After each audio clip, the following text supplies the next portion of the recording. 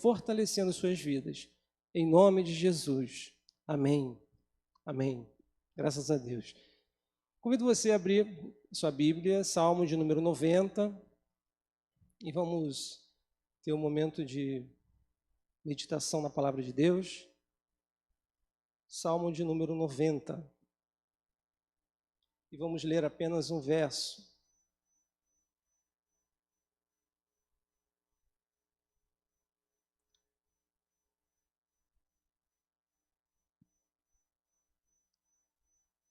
Existem momentos na nossa vida que são momentos de dor, momentos de choro. Alguns fazem menção como se fosse uma noite escura da alma. E o salmista ele faz referência a esse momento. Eu convido a nós lermos juntos esse verso 13. Salmo 90, verso 13. Leiamos. Volta-te, Senhor, até quando? Tem compaixão dos teus servos. Ó Deus amado, nós te suplicamos mais uma vez, por misericórdia, que o Senhor fale conosco por meio da tua palavra. Ó Deus, que o teu Espírito Santo fale, ó Deus amado, aos nossos corações, tanto as pessoas que estão aqui quanto as que estão em casa, ou outras pessoas que irão assistir a gravação desse vídeo, Senhor, que o Teu Espírito Santo continue quebrantando os nossos corações, nos consolando, edificando, ó Pai, a Tua igreja. Em Cristo Jesus nós te pedimos. Amém. Um pastor inglês chamado C.S. Lewis, ele escreveu um livro chamado A Anatomia de uma Dor, no momento em que ele perdeu a sua esposa partiu para a eternidade, e ele ficou com o coração muito triste. Ele foi escrever esse livro, e ele fez uma declaração que diz o seguinte: Deus é uma porta fechada na minha cara, ao som do ferrolho sendo passado 2 vezes do lado de dentro. No primeiro momento é uma declaração que espanta a gente. E muitas vezes a gente não está acostumado com isso. Nós temos, muitas vezes, uma declaração de triunfo, de vitória, que realmente nos anime, mas nem sempre há uma correspondência com o nosso coração. E por isso, muitas vezes, a gente fica com medo. Quando chega aquele momento de dor, de luto, que muitas pessoas têm passado, e até mesmo momentos de questionamento. Nós temos orado, nós temos pedido a Deus, e às vezes a resposta não vem. Quando vem um momento de lamento, o que nós devemos fazer? Nós não precisamos ter medo do lamento. É diferente de murmuração, nós vamos ver já já. Esse texto é uma oração de Moisés. Moisés, já com mais de 100 anos, ele ora ao Senhor esse salmo. Ele já começa declarando que o Senhor é o refúgio. E não é um refúgio momentâneo, é um refúgio de geração em geração. Deus que é eterno. Ele declara isso no verso 2. Ele fala sobre a fragilidade do ser humano, a partir do verso 3. E faz menção à iniquidade do ser humano, que isso está sempre patente aos olhos de Deus. No verso 7, ele diz que nós somos consumidos pela ira do Senhor. E deixa uma pergunta no ar, no verso 11. Quem pode conhecer a ira do Senhor? Quem é capaz de ter o temor que é devido diante do seu furor, da sua cólera? E a gente sabe muito bem quem é essa pessoa que conheceu de perto a ira de Deus. Foi o Senhor Jesus, que por mim e por você ele sofreu a ira de Deus na cruz do Calvário. Então o salmista prossegue pedindo a Deus que o ensinasse. Dentro da perspectiva da fragilidade humana, ele pede para que ele aproveite bem os seus dias. Ensina-me a contar os nossos dias, de maneira que eu alcance uma sabedoria, um coração sábio. E no verso 13, ele parece que faz uma pausa, e esse verso 13 é o que justamente classifica esse Salmo 90, como um salmo de lamento. Porque o verso 13, ele faz um lamento. Ele faz uma pausa na reflexão dele, está orando a Deus, e ele diz: volta-te, Senhor. Parece que ele sente uma distância, parece que ele sente uma ausência. E ele questiona: até quando? Até quando? E ele sabe que Deus, ele é rico em compaixão e misericórdia, e ele suplica: tem misericórdia dos teus servos. Volta-te, Senhor. Você já teve a sensação de realmente estar orando e perceber Deus distante? Perceber que você está orando num vazio? Ou só aconteceu comigo isso? Há momentos na nossa vida que a gente passa por vales, por situações difíceis, que parece que a gente está... Parece que esse salmo aqui, ele encontra eco na nossa percepção, na nossa consciência. E a gente também acaba orando assim: volta-te, Senhor. Eu estou sentindo uma ausência. Eu estou sentindo o Senhor distante de mim. Até quando? Eu já me vi várias vezes orando esse salmo, mesmo com outras palavras, mas a ideia é a mesma. Eu quero falar rapidamente sobre o fato de nós sentirmos saudade da presença de Deus. Esse é um momento particular, um momento maravilhoso. Depois de 4 meses e meio, nós temos a oportunidade de nos reunir à noite, amanhã, né? A partir da manhã já teve essa oportunidade, parece que teve bastante gente aqui, e a sensação é de saudade, mesmo que muitos tenham acompanhado, né, pelas plataformas, né, da internet, virtuais, mas realmente nada substitui nós estarmos aqui. Nós temos saudade do templo, saudade de estarmos juntos, mas há momentos também que temos essa saudade de ter Deus bem perto. Primeiro, nós precisamos ter a noção exata de que Deus jamais nos abandona. A promessa de Deus é que Ele sempre está conosco. Quando Ele falou para Josué, Josué assumiu uma tarefa imensa de liderar multidão de povo para entrar na terra prometida. Deus fala para Josué, no capítulo 1, verso 5, não te deixarei e nem te desampararei. E essa promessa se estende a todo o povo de Deus. A presença do Senhor é certa, por isso que Jesus, um dos nomes de Jesus é Emanuel, que quer dizer o quê? Deus conosco, Deus conosco. Deus jamais nos desampara, jamais Ele nos abandona. O salmista, ele disse que o Senhor, lá no Salmo 121, que o Senhor não dormita, nem dorme o guarda de Israel, sempre nos vigiando. Nós somos como a menina nos olhos do Senhor. No Salmo 139, o salmista diz: tu me cercas por trás e por diante, sobre mim põe a tua mão. Ele fala: tal conhecimento para mim é maravilhoso. O Senhor sempre está conosco. Por isso que o salmista, ele, lá no início, ele diz: tu tens sido o nosso refúgio de geração em geração. Não tenha dúvida disso, o Senhor sempre está conosco. A questão é quando nós sentimos uma ausência. E por vários motivos. Um deles é realmente o pecado.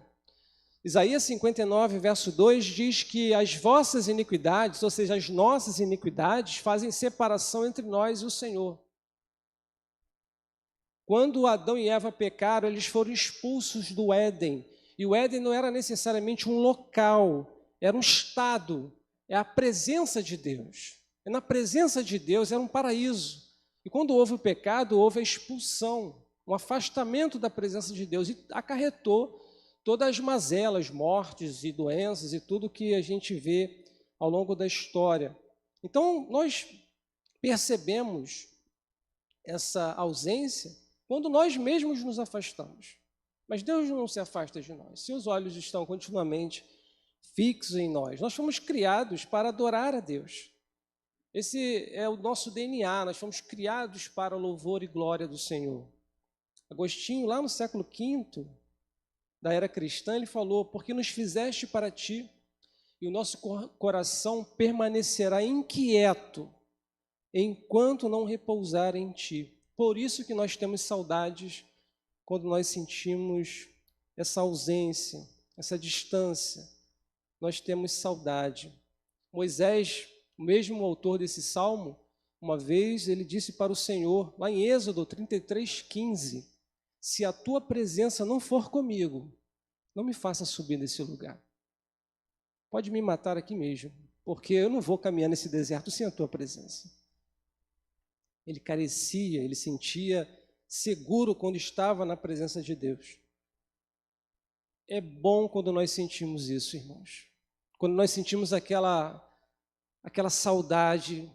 Você lembra dos tempos em que você orava mais, você lia mais a Bíblia? Há poucos dias, algumas semanas, o nosso pastor pregou sobre o texto de Jeremias 2. Saudade do tempo que o povo era mais avivado, o povo era mais apaixonado por Deus, havia brilho nos olhos quando se entoava cânticos ao Senhor, e de repente o povo foi se afastando, mergulhando em paganismo, isso lá no texto de Jeremias, e Deus estava trazendo o povo de volta, dizendo que tinha saudade do povo. Nós também sentimos saudade quando temos esse momento de ausência, esse momento de, parece que a nossa percepção embaça, nossa vista fica meio que cega, e a gente não consegue perceber, porque nós somos humanos. E às vezes o sofrimento ele nos achata tanto que a gente não consegue perceber. E aí a gente então vai fazer essa oração: volta-te, Senhor. Volta-te. Eu me sinto seguro quando eu estou com o Senhor. Volta-te. E ele fala: até quando? Isso aqui é um lamento, primeiro um lamento pela ausência. E esse segundo lamento é um lamento pela falta de paciência. E é algo bem comum nessa geração. Uma geração que a gente pega no mercado a comida já pronta, só para colocar no micro-ondas. A gente não tem muita paciência para plantar, por exemplo, uma horta. Mas como é bom você colher uma alface na horta, que foi cuidada, que levou tempo, ali sendo plantada, cuidada. A gente vive essa coisa imediata, mas o salmista ele entra nesse ritmo e fala: até quando? Até quando que eu vou passar por isso? Até quando que eu vou sofrer? Até quando que eu tenho que lidar com essa situação? No coração do salmista houve uma experiência da ação de Deus no meio do seu povo. Moisés viu isso, desde lá da retirada do povo lá no Egito. Os hebreus eram escravos, povo acostumado a sofrer, ser dominado. Diante do poderoso exército de Faraó, Deus tira esse povo escravizado do Egito, passa por meio do Mar Vermelho, de uma forma milagrosa. Deus sustenta esse povo por 40 anos no deserto, com maná, com água da rocha, com coluna de nuvem, coluna de fogo. Moisés viu isso, ele sabia da ação de Deus. E diante de um momento de sofrimento, que a gente não sabe qual é, que o contexto histórico que o Salmo 90 foi composto, mas o fato é que ele percebe que há necessidade de uma ação de Deus e ele diz: até quando? Porque eu sei que o Senhor age, eu sei da tua mão poderosa, que arrancou esse povo lá do meio da escravidão do Egito, atravessou com ele no deserto, e até quando ele vai passar por isso? É quando a gente tem experiência, a gente sabe qual o Deus que nós servimos. A gente sabe que Ele tem poder e a gente então faz esse lamento. Até quando, Senhor? Mas muitas vezes eu e você temos medo de falar isso. A gente tem medo, a gente, no geral, a gente fala: não vou falar isso. Parece que fica uma coisa... Mas na medida que a gente vai tendo intimidade com o Senhor e com a sua palavra, a gente vê vários momentos na Bíblia de lamento. Vários salmos. Se você observar um pouquinho, 2 salmos anteriores, o Salmo 88, você vai perceber o Salmo 88 é um salmo de lamento. Você acompanhar comigo aí, eu vou ler apenas 2 versos, o verso 6 e 7 do Salmo 88. Pensa num camarada, numa pessoa, fazendo essa oração a Deus.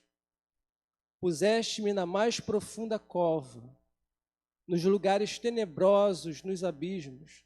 Sobre mim pesa a tua ira, tu me abates com todas as tuas ondas. O salmista aqui está realmente passando por aperto. Tanto que na Bíblia tem um livro chamado Lamentações, Lamentações de Jeremias. Charles Spurgeon, um pastor inglês do século XVIII, é considerado o príncipe dos pregadores.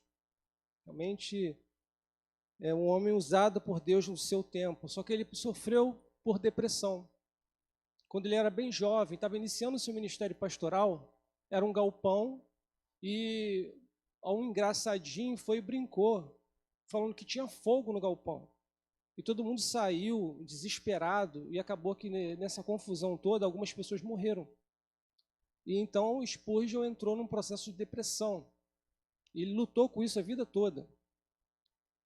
E existe um livro chamado A Depressão de Spurgeon, e diz o seguinte, isso é um relato de Spurgeon, dizendo: a mente pode desabar muito mais profundamente do que o corpo, pois nela há poços sem fundo. A carne pode suportar apenas um certo número de feridas, e não mais, mas a alma pode sangrar até 10.000 vezes e morrer repetidas vezes sem horas. Essa é a crise que a nossa mente pode passar. E muitas vezes com a fé em Cristo, com a fé em Deus, sendo crente. Mas nós somos pessoas, estamos sujeitos a isso.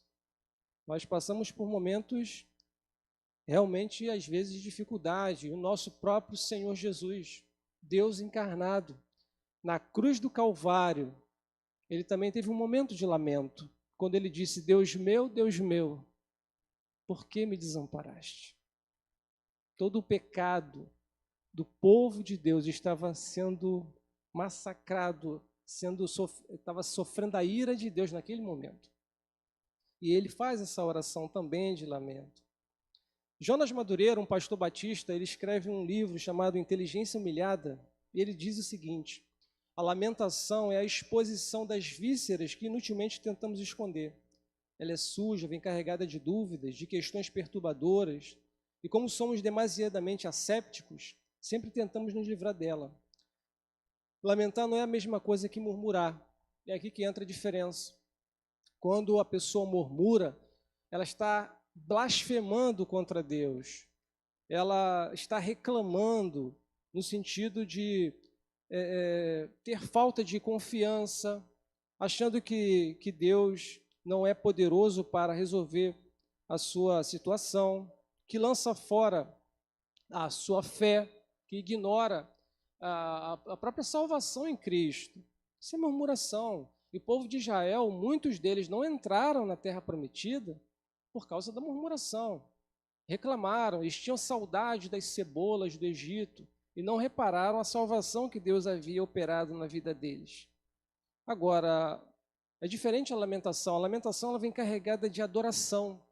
Você percebeu que nesse Salmo 90, o salmista ele começa afirmando que o Senhor é o refúgio dele? É o refúgio do seu povo de geração em geração. Ele reconhece a eternidade de Deus. Ele reconhece que o Senhor é maravilhoso. Mas ele faz essa pausa e ele sente essa ausência. Por isso que ele faz esse lamento. O capítulo 3 de Lamentações de Jeremias é um texto maravilhoso que eu sugiro que você leia durante a semana como meditação. É um capítulo longo, tem mais de 60 versículos. Mas lá no meio dele, lá no versículo 21, tem um texto que diz o seguinte: apesar das minhas lamentações, eu quero trazer à memória o que me pode dar esperança. A misericórdia do Senhor é a causa de nós não sermos consumidos, porque a sua misericórdia não tem fim. Mas você vê o lamento do profeta no capítulo 3 de Jeremias. Possivelmente nem eu nem você nunca passaremos perto do que ele relata como sofrimento. Ele diz que ele foi alvo da ira do furor de Deus. Ele foi posto como alvo da flecha do Todo-Poderoso. E é algo que ele chega a dizer que ele sofreu de bruxismo. Bruxismo é quando a gente trinca os dentes e começa, inclusive, a ficar mole. Ele diz que os seus dentes ficaram como areia. É um texto belíssimo, mas que relata realmente esse ato de lamentar. O lamento, ele não assusta a Deus. Nada que nós dissermos vai assustar o Senhor, porque Ele conhece tudo. Ele conhece o nosso coração. É algo que realmente apenas lança fora o nosso cinismo, a nossa incredulidade, e a gente fica mais próximo do Senhor. Um de nós pode lamentar diante de Deus até quando? Mas sabendo que Ele é fiel, sabendo que Ele tem zelo pelo seu povo. Muitos de nós podemos estar passando por um momento realmente de dificuldade, que isso pode estar na nossa consciência. Até quando, Senhor? Até quando? Até quando vamos passar por essa pandemia? Até quando? Os efeitos são terríveis, mas nós confiamos no Senhor. Mas não fique com medo de repente, no momento realmente de sofrimento da vida, ter essa conversa, essa oração, que muitas vezes sai com gemidos. Até quando, Senhor? Mas ele termina o seu lamento dizendo: tem compaixão dos teus servos. Ele sabe que o Deus que ele serve, que ele clama, que ele lamenta, é um Deus de compaixão. É um Deus que ouve, é um Deus que atende, é um Deus que está bem próximo do seu povo e que Ele não nos abandona. É a gente que muitas vezes tem a força enfraquecida, mas a gente clama junto com o salmista: tem compaixão de nós, Senhor, tem compaixão de nós. O texto da abertura da nossa liturgia em Esdras, lá no capítulo 8, verso 22 e 23, Esdras era um sacerdote, escriba, e ele fez a seguinte declaração nesse trecho, Esdras 8, 22, lá no final, na parte B, e depois o 23. Ele diz assim: a boa mão do nosso Deus é sobre todos os que o buscam, para o bem deles, mas a sua força, a sua ira contra todos os que o abandonam. Nós, pois, jejuamos e pedimos isto ao nosso Deus, e Ele nos atendeu. Ele nos atendeu. Que coisa maravilhosa, essa experiência de que quando a gente clama ao Senhor, quando a gente, mesmo diante de um momento de lamento, a gente clama pela misericórdia do Senhor. A gente diz: tem compaixão de mim, Senhor. Compaixão é se compadecer, é descer a nossa miséria, realmente, e nos ajudar, e nos auxiliar nesse momento de dificuldade que passamos. E Ele se compadece, Ele se compadece. A maior prova que Deus se compadece de nós é Jesus Cristo, porque Deus enviou ao mundo o que Ele tinha de mais precioso, seu Filho único, para que todo aquele que nele crê não pereça, mas tenha a vida eterna. Hebreus 4, versículo 15 e 16, está escrito o seguinte: porque não temos um sumo sacerdote que não possa compadecer-se das nossas fraquezas, antes foi ele tentado em todas as coisas, à nossa semelhança, mas sem pecado. Acheguemo-nos, portanto, confiadamente junto ao trono da graça, a fim de recebermos misericórdia e acharmos graça para o socorro em ocasião oportuna. Jesus Cristo é a prova da compaixão de Deus por nós, e Ele se compadece. Quando a gente ora ao Senhor, Ele não é um Deus distante, Ele é um Deus homem.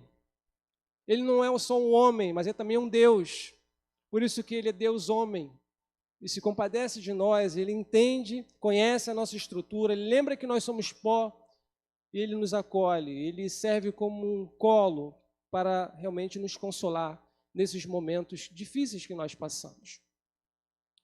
No livro que o C.S. Lewis escreveu, ele prossegue no seu livro e ele não parou num Deus que fecha a porta com um trinco fechado 2 vezes para o lado de dentro. Ele diz o seguinte: não é possível ver nada de maneira adequada enquanto os nossos olhos estiverem embaçados de lágrimas. Aos poucos passei a sentir que a porta não está mais fechada e aferrolhada. Será que foi minha necessidade frenética que a fechou na minha cara? Quando nada há em sua alma, exceto um grito de socorro, talvez seja o exato momento em que Deus não pode atender. Você é como um homem que se afoga porque não pode ser ajudado por tanto se debater. É possível que seus gritos repetidos o deixem surdo à voz que você esperava ouvir. Quando você está lidando com Deus, é possível cometer toda sorte de equívocos. Essas são as palavras de C.S. Lewis, que parece que ele se recupera no final, mas ele é sincero na sua dor, no seu luto, e ele encontra conforto no Senhor. Não tenha medo de fazer uma oração de lamento, de falar com Deus, mas faça isso com temor. Faça isso sabendo o poder que Deus tem. Deus tem o poder de cessar hoje essa pandemia. Mas Ele tem seus propósitos, e serão revelados, talvez ou não, mas Ele tem seus propósitos em tudo isso. Ele tem propósito na situação difícil que eu e você podemos passar ou estamos passando. Ele tem propósito nisso. Só que Ele não nos abandona, Ele dá o Espírito Santo que nos conforta, nos consola. E o momento de participarmos hoje da ceia do Senhor é um momento maravilhoso, porque isso aumenta a nossa força, fortalece a nossa fé e podemos estar mais próximos do Senhor, tendo a nossa força renovada. Saiba que Deus continua sendo o nosso refúgio. De geração em geração, Ele é nosso refúgio. Deus é por nós. Deus continua conosco. Ele é o nosso Emanuel. Ele que nos ampara. Ele é o nosso advogado. Procure passar momentos a sós com Deus. De preferência em silêncio. Você já tentou fazer isso? Passar momentos com Deus em silêncio. Apenas ouvindo. São momentos que nos fazem crescer com o Senhor. Leia e medite Lamentações do capítulo 3. Principalmente quando você estiver em momentos de angústia, de dor. Certamente o Espírito Santo vai falar ao seu coração. Podemos passar por momentos de lamento, mas não ficamos nele. Não ficamos nele. A confiança e a esperança em Deus nos socorrem e nos levanta e nos renova para a glória do nome do Senhor, porque nós somos povo de Deus, ovelha do seu pastoreio. Ó Senhor, muito obrigado pela tua palavra. Obrigado porque o Senhor nos acolhe, mesmo nos momentos que nós lamentamos. Ajuda-nos, ó Deus, a sermos sinceros com o Senhor, porque o Senhor contempla o nosso coração, a nossa vida, a nossa consciência, mas não permita que nós nos percamos, que tenhamos a nossa fé fortalecida no Senhor, a nossa esperança renovada, as nossas forças renovadas no Senhor. Ó Deus, que nos acheguemos com confiança ao trono da Tua graça, porque Jesus Cristo é o nosso sumo sacerdote. Ele se compadece das nossas fraquezas, Ele tem compaixão de nós. Ajuda-nos, ó Pai, a ter paciência no momento da angústia, a termos a convicção de que o Senhor está bem perto de nós, está nos protegendo. Ajuda-nos, ó Pai, nos momentos de dificuldade, e ser conosco, Senhor, em Cristo, nós oramos. Amém.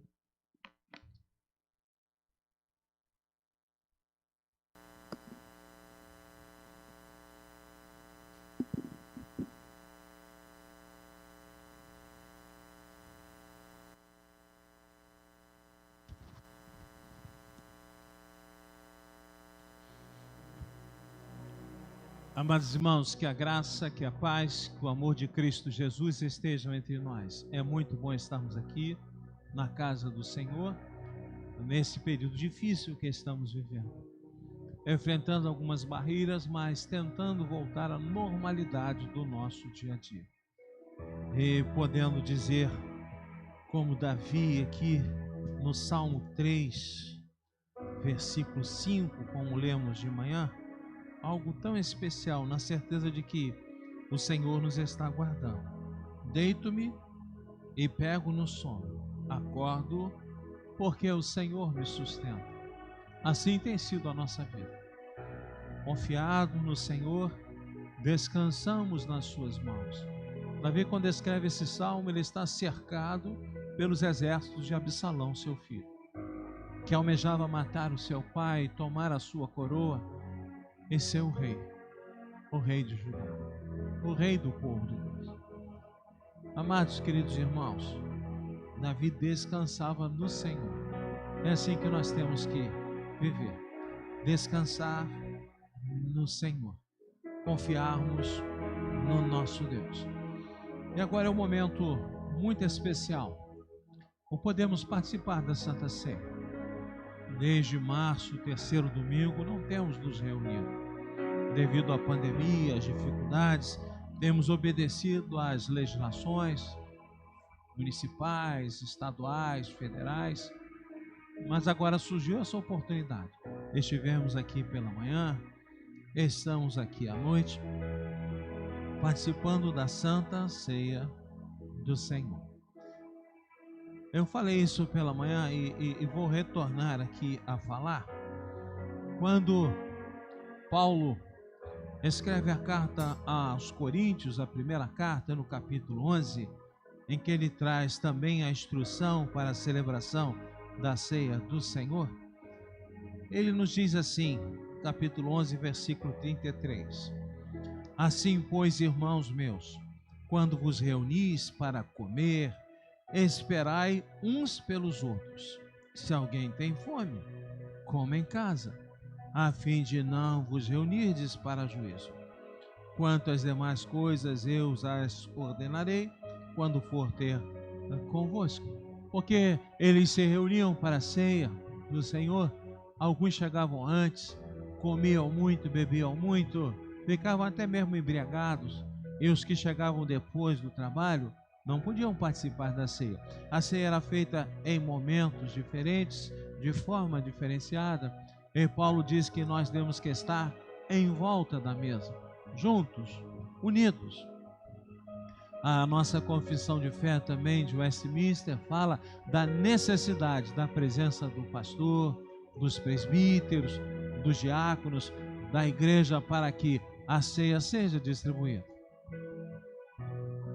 A nossa Constituição da Igreja Presbiteriana também fala da necessidade, da obrigatoriedade da presença do pastor para orar sobre os alimentos que aqui temos, na certeza de que Cristo está presente conosco nesse momento. O céu e a terra se aproximam. Para realizarmos a ceia, nós temos que ter a igreja unida, o pastor com ela, os irmãos com o coração aberto para participarmos desse momento.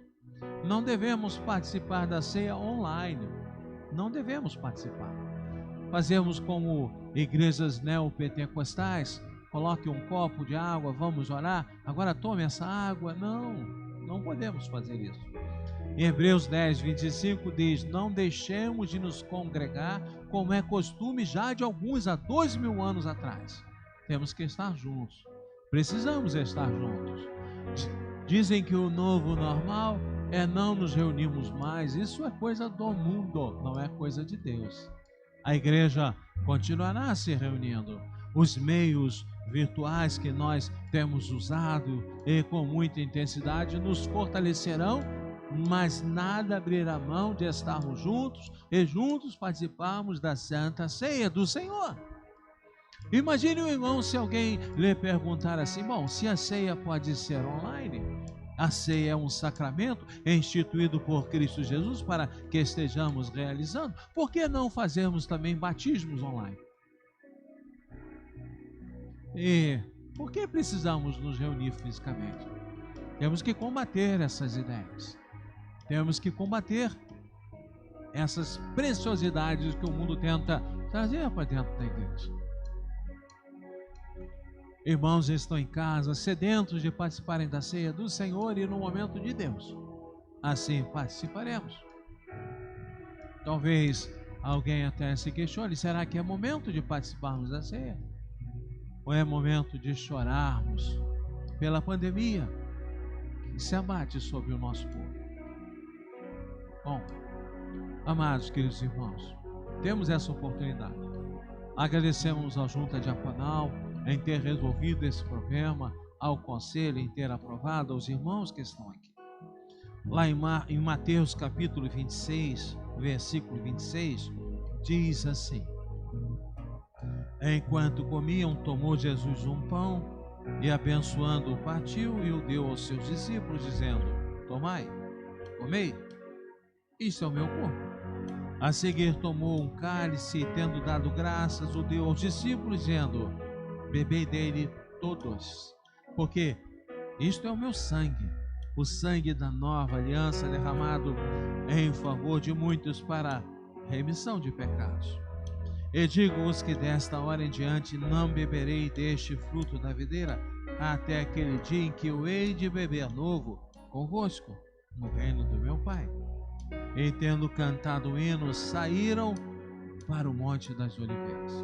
Há poucas horas de Jesus ser preso e condenado injustamente e morrer por amor a você, tendo sido chicoteado, humilhado, cuspiram nele, bateram nele, tendo sido preso numa cruz, por pregos nas mãos, nos pés, uma coroa de espinhos que lhe fazia sangrar a cabeça, cheio de dor. Jesus, sabendo de todo o seu sofrimento, ele pensava em você. Ele pensava em você. Ele pensava em mim.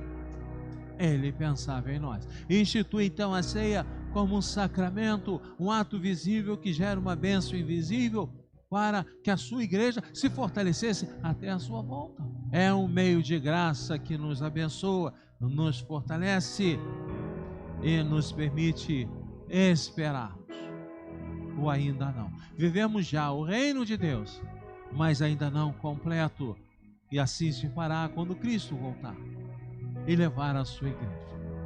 Amados, queridos irmãos, nesse momento nós sentimos a presença de Cristo Jesus entre nós. Ele é onipresente como Deus. Sentimos a sua presença física, a sua presença espiritual. Por isso dizemos que a terra e o céu se aproximam. Esse é um momento sublime na vida do cristão. Não é mais uma ceia, é a Santa Ceia do Senhor. Cristo está aqui entre nós, não apenas nos fazendo lembrar, mas nos fortalecendo até o dia final. Eu convido aos oficiais a estarem aqui à frente para participarmos desse momento especial da igreja. Nós sabemos que daqui a algum tempo poderemos estar juntos com os irmãos, todos. Já terá sido definida uma vacina e poderemos então estar juntos, sem máscaras, unidos. Amados irmãos, eu estou sentindo falta de cheiro de gente.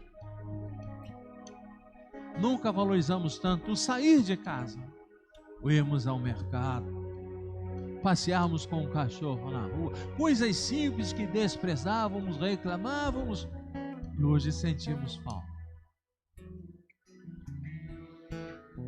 Eu vou pedir aos oficiais que preparem a mesa, tirem o véu, nos lembrando que Cristo Jesus, quando morre, o véu do templo se rompe de cima a baixo.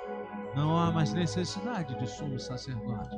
Jesus é o caminho, a verdade e a vida. Ninguém vem ao Pai, vai ao Pai, senão por ele. E nós vamos orar. Convidamos o pastor Carlos também a descer conosco.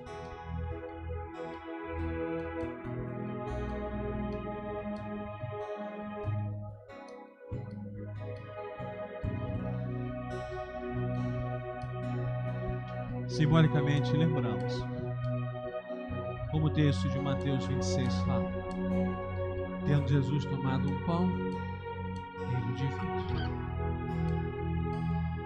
e diz aos discípulos que aquele era o corpo dele, oferecido em amor por nós. Jesus falava da dor, do sofrimento que ele passaria por amor a você, por amor a mim. Logo depois ele toma um cálice de vinho e diz que aquele cálice lembra o seu sangue vertido por nós. O pão lembra o corpo, o vinho lembra o sangue, os dois juntos lembram o sacrifício, o amor de Deus, porque tudo começou na eternidade.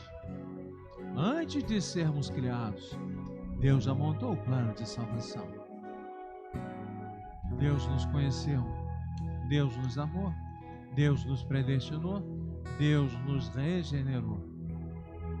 E será concluído o plano quando estivermos glorificados com Deus no céu. Estão convidados a participar todos aqueles que são membros de igrejas evangélicas e estão em plena comunhão com as suas igrejas. Batistas, metodistas, presbiterianos, anglicanos, luteranos, somos um só povo. Cremos no mesmo Deus. Vamos para o mesmo céu. Por que nos separarmos nesse momento de alegria em que Cristo está entre nós? Nós vamos orar. Senhor nosso Deus e Pai, como é bom, desde março, Senhor, não nos encontrávamos. E agora, Senhor, mesmo com tantas restrições, podemos nos ver e lembrarmos que não estamos sozinhos nesse mundo. Há o teu povo junto conosco, louvando e adorando ao teu santo nome. E agora, Senhor, pedimos a tua bênção.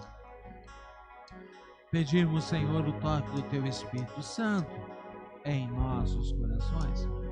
E, Senhor, se porventura aqui entre nós alguém que não te conhece, ainda não se dobrou aos teus pés, que o teu Espírito Santo esteja falando ao seu coração. E nós perguntamos: até quando, Senhor, este coração resistirá ao teu toque de amor? Fala com ele, fala com ela, fala conosco. Muito obrigado por esse momento, um ato visível que gera em nós uma bênção invisível. Em nome de Cristo Jesus. Amém.